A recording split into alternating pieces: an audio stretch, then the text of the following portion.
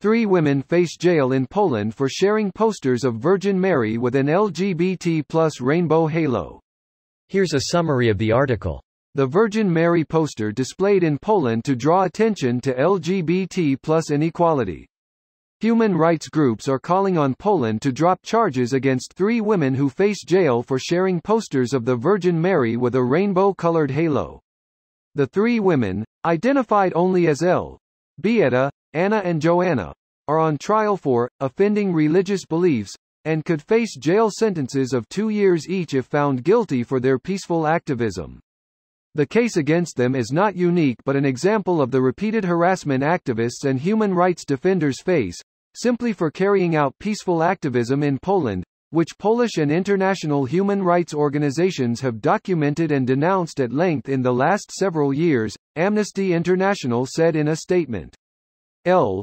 Beata, Anna and Joanna stood against hate and discrimination, and for years they have been fighting for a just and equal Poland. They deserve to be praised and not taken to court for their activism.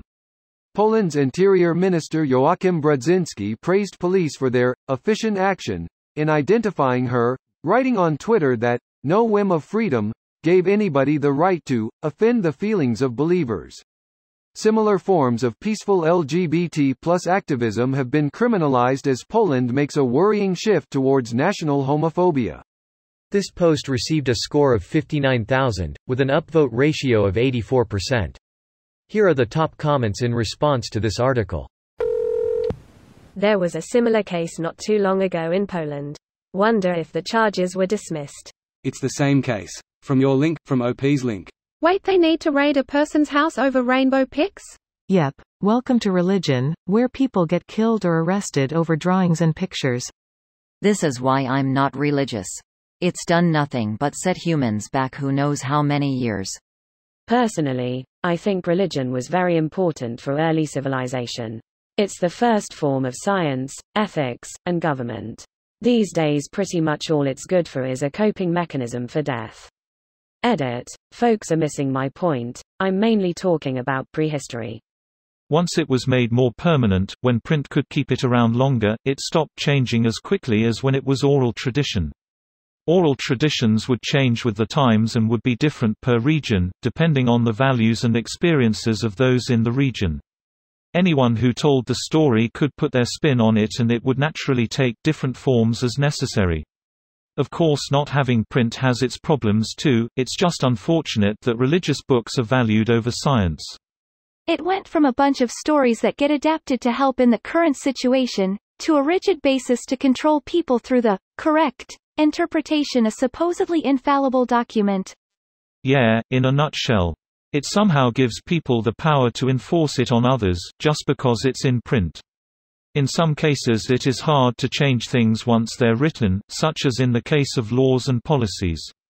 At the same time we need freedom of speech, we need to be able to share in print, etc.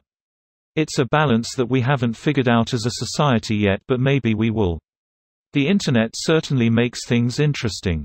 I just hope we can bring back the spirit of oral tradition, at least in the way that ideas adapt, change and grow based on what we learn over time.